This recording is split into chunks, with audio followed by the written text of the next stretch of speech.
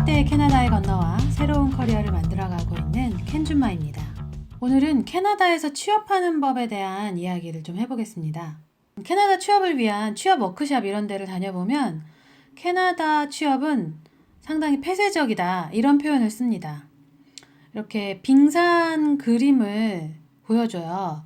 빙산이 이렇게 물에 잠겨있는 그런 그림을 보여주고 공개된 채용 정보, 공개 채용 정보는 빙산에서 이렇게 수면 위로 드러나 있는 아주 일부분, 뭐 그 3%라고 하나요? 몇 %라고 하죠?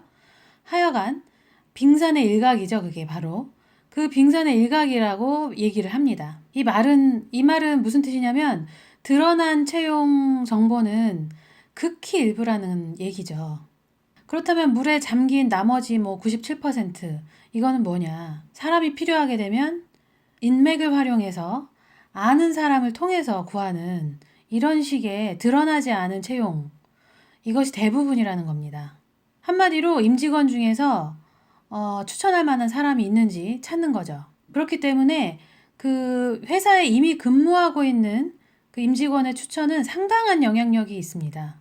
아는 사람이 보증하는 그런 일종의 어떤 증인 문화라고 할 수 있습니다. 이력서, 커버레터 이런 종이 한두 장 보고 그 사람을 어떻게 믿고 뽑냐. 기본적으로 이런 생각이 깔려 있다고 볼 수도 있죠. 이게 한국에서는 그런 종이에 적힌 스펙 이런 것만 보고 뽑는 거에 비하면 굉장히 극단적으로 반대 지점에 있다고도 할 수 있습니다. 그래서 레퍼런스 하는 거죠. 이 레퍼런스라는 게 단순히 그냥 어떤 지원자에 대해서 좋은 감정을 가진, 좋은 경험을 가진 사람들이 진짜 말 그대로 이 사람 추천해 이런 정도가 아니고요. 직접 그 사람한테 전화해서 정말 이 사람 이랬니? 라고 물어봅니다. 한마디로 정말 증인을 찾는 거죠. 그렇기 때문에 이민자들 취업이 더욱 어려울 수밖에 없습니다. 캐나다에서 산 적이 없는 사람들이 그렇게 증인이 되어줄 레퍼런스 할 만한 사람이 어디가 있겠어요. 당장 뭐 아는 사람 하나 없는데. 그렇기 때문에 이 이민자들의 취업은 그냥 적당히 해서는 정말 어렵습니다. 진짜 할 수 있는 거는 다 해야 되죠. 그래서 뭐 채용 공고가 난 곳에 지원서를 보내고 연락을 기다리고 뭐 요 정도를 해가지고서는 좀 어려울 것 같고요. 좀 더 적극적인 액션이 필요합니다. 지금부터 그 적극적인 액션에 대해서 말씀을 드리도록 할게요. 구인 공고가 나왔든 안 나왔든 자기 분야에 해당되는 그 취업처들을 찾아서 이력서를 모두 뿌려놔야 됩니다. 구인 공고가 안 나왔는데 거기다가 이력서를 내냐? 이상하다라고 생각하실 수 있는데 여기에서는 캐나다에서는 그런 방식이 되게 특이한 방식이 아니에요. 대부분의 사람들이 그렇게 합니다. 저도 그렇게 했어요. 그래서 지금 다니는 회사에서 면접 제의를 받은 게 이 회사에서 구인 공고가 나왔기 때문에 이력서를 보냈고 그래서 받은 게 아니라 구인 공고가 나와 있지 않았는데도 회사들을 찾아서 뿌렸고 그 중에 한 회사였던 지금 회사에서 연락이 온 거죠. 이런 회사들을 찾는 방법은 다른 게 없어요. 구글이에요. 구글에서 뒤져서 찾아야 됩니다. 그래서 웹사이트가 있다고 한다면 웹사이트에서 정보를 얻을 수 있겠죠. 회사 주소라든지 뭐 회사 대표 이메일 혹은 취업 담당자 이메일 이런 것들이 있을 거 아니에요.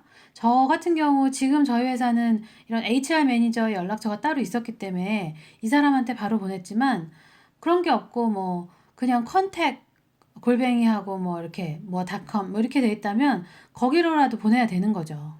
그리고 이렇게 그냥 인터넷으로만 해서 뿌려놓는다. 요거 가지고는 충분하지 않습니다. 이보다 더 적극적인 방법은 이력서를 종이로 직접 뽑아 들고 그 회사를 방문하는 건데요. 이거를 이제 이력서를 드롭 오프 한다고 하죠.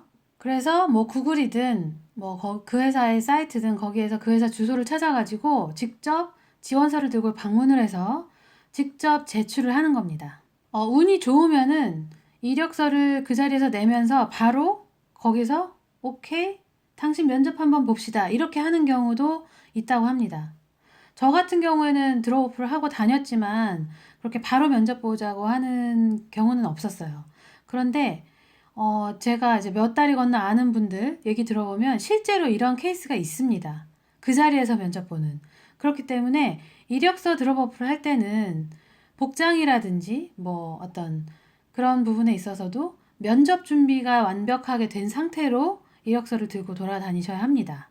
그리고 면접을 대비해서 면접 대비한 질문 같은 거, 그런 것도 대비를 하셔야겠죠. 이 이력서 드롭 오프에 대해서 좀 자세하게 얘기를 해드리자면, 저 같은 경우는 미리 면접날을 잡고 캐나다에 입국을 했지만 그 면접날 한 2, 3일 전에 일부러 이력서 드롭 오프를 했어요. 뭐 면접 보기로 예정돼 있는 회사가 있다고는 하지만 거기에서 뭐 취업이 확정된 것도 아니고 어찌 될지 모르는 거잖아요, 결과는. 그리고 이렇게 미리 이력서 드롭 오프를 하면서 현지인들과 좀 이렇게 접촉할 기회를 만들어서 좀 나름의 정신적인 그런 워밍업을 해야겠다라는 생각을 했던 거죠. 혼자서 민박집에 콕 틀어박혀 있다가 면접 딱 보러 가가지고 현지인들을 처음 만났을 때 이렇게 당황하고 그럴 수도 있지 않을까. 좀 이 캐나다인들하고 좀 얘기해 볼 수 있는 그런 기회가 있어야 될 것 같다. 운이 좋아서 바로 면접을 보게 된다면 제가 이제 스케줄링 돼 있는 그 면접의 어떤 연습이라고 생각을 할 수도 있는 거고요. 그래서 이런 어떤 현지 적응 훈련이라고 생각을 하고 이제 이력서 드롭 오프를 했는데요. 저는 한국에서 이 이력서 드롭 오프를 위해서 이력서하고 커버레터 그리고 칼라로 출력된 저희 포트폴리오, 그러니까 제가 작업했던 그 치아 그 보철물들의 사진 뭐 이런 것까지 다 준비를 해왔어요. 이 칼라 출력은 요새 한국에서 그 인터넷으로만 해도 칼라 출력 의뢰할 수가 있어요, 충무로에. 그래서 택배로 이렇게 보내주거든요. 그래서 그거를 100부를 신청을 해가지고 뭐 한 몇만 원 정도 들었던 것 같아요. 그걸 다 싸들고 왔어요. 그 이력서 100부, 커버레터 100부, 그리고 그 포트폴리오 칼라 출력한 거 100부 이렇게 다 싸들고 왔어요. 그래가지고 얘네를 이제 싹 짝에 맞춰가지고 L자 파일도 한 또 50개 이렇게 사왔거든요. 그래서 L자 파일에다가 한 세트씩 이렇게 끼워가지고 뭐 한 10세트를 들고 이제 집을 나서는 거죠. 그래서 이제 구글 내비게이션 거기에다가 이제 그 동선에서 가까운 지역의 그런 회사들로 오늘은 여기 찍고 여기 갔다가 이렇게 돌고 뭐 이렇게 동선을 짜가지고 그 L자 파일을 들고 이제 돌아다녔습니다. 이렇게 실제로 가보니까 구글에만 나와 있고 문 닫아서 없어진 데도 있고 뭐 별의별 데가 다 있어요. 그런데 제가 다니면서 생각했던 게 뭐냐면, 깨달았던 게 뭐냐면, 아, 내가 그렇게 두려워하고 긴장할 필요가 없었구나 라는 거였어요. 사람들이 무척 친절합니다. 한국 문화에서처럼 뭐 이렇게 예정된 방문자 아니면 막 잡상인 취급 당하고 막 이러잖아요, 한국에서는. 그런데 캐나다에서는 나 덴탈 테크니션인데 이력서 주러 왔다 이러면 정말 친절하게, 아, 그러냐 이러면서 내가 꼭 매니저한테 전달해 줄게, 뭐 고마워 막 이렇게 얘기하고 인상을 찌푸린다든지 뭐 귀찮은 내색을 한다든지 그런 경우는 정말 단 한 군데도 없었어요. 심지어 어떤 곳에는 어떤 이제 노인, 머리가 완전 새하얀 노인 두 분이 하는 기공소였는데 거기 딱 들어가서 이력서 주러 왔다 하니까 자기네는 새로 직원을 뽑을 계획이 없는데 하면서 너무 미안해 하는 거예요. 그러니까 제가 들어가서 보니까 알겠는 게 노인네 둘이서 이제 그냥 친구인 것 같아요. 노인네 둘이서 늙어 죽을 때까지 그냥 이렇게 하는 그걸로 한 거지, 뭐 사업을 엄청 이렇게 키운다거나 그럴 분위기가 아닌 그런 기공소도 있었어요. 그러니까 지금만 그 신규 인원을 채용할 계획이 없는 게 아니라 앞으로도 뭐 1년 후에도 3년 후에도 5년 후에도 없을 것 같은 그런 기공서였죠. 그런데 너무 미안해 하면서 여기는 가봤니? 저기는 가봤니? 물어봐주고, 그래서 뭐 여기는 갔었다. 어디는 지금 가려고 한다 그랬더니 거기 위치 바뀌었어. 내가 바뀐 주소 적어줄게 하면서 막 주소를 종이에 적어주고 이럽니다. 실제로 다녀봤을 때 또 좋은 점은 뭐냐면 그 도시의 분위기를 빨리 알 수가 있어요. 저 같은 경우는 이제 런던을 직접 다녀왔단 말이에요. 이렇게 다녀보니까 아, 이 도시는 신규 인원을 채용을 할 만한 여력이 되는 그런 좀 진짜 바이브런트하게 돌아가는 그런 회사가 별로 없구나. 뭐 이런 느낌? 이런 걸 알 수 있게 되는 거죠. 그렇다면 어떻게 해야 될까요? 그렇다면 좀 더 그런 바이브런트한 그런 옆도시 이렇게 빨리 그 타겟을 옮겨올 수 있겠죠. 자, 이 이력서 직접 드롭 오프 하는 거 전혀 겁먹을 필요 없고요.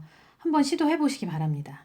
이렇게 이력서를 돌려놓으면 얘네를 쌓아놨다가 결혼이 생기면 연락이 옵니다. 결혼이 생겼다고 해서 무조건 채용 공고를 내는 게 아니에요. 쌓여있는 이력서부터 검토를 하는 것 같아요. 그래서 거기에서 사람을 뽑고 그래도 안 되면은 가장 마지막 수단으로 채용 공고를 내는 거죠. 다시 말하면 결혼이 생겼을 때 가장 첫 번째는 인맥, 내부인 중에서 추천할 만한 사람이 있는지, 그게 1순위고 2순위가 쌓여있는 이력서, 그리고 3순위가 그래도 이래도 저래도 안 됐을 때 이제 채용 공고를 내는 겁니다. 저도 이제 입사 후에도, 취업 후에도 제가 뿌려뒀던 곳에서 꾸준하게 연락을 받았어요. 입사한 지 며칠 후에 바로 연락이 오고, 또 한 2달 후에도 연락이 오고, 그 후에 또 몇 달 후에도 또 연락이 오고 막 이러더라고요. 저 같은 경우는 한 뭐 10몇 군데 보냈는데 그 중에서 서너 군데 이렇게 연락이 온 거니까 나쁘지 않은 확률로 연락이 왔어요. 그런데 다른 분들 이렇게 그런 경험담을 들어보면 진짜 거짓말 안 보태고 100군데 이상 보내서 막 한두 군데 연락 왔다는 분들도 숱하죠. 이런 어려움의 가장 큰 이유는 캐나다에 우리가 전혀 인맥도 없고 경력도 전혀 없고 그런 이민자이기 때문입니다. 캐나다 취업에 대한 이야기 도움 되셨기를 바랍니다.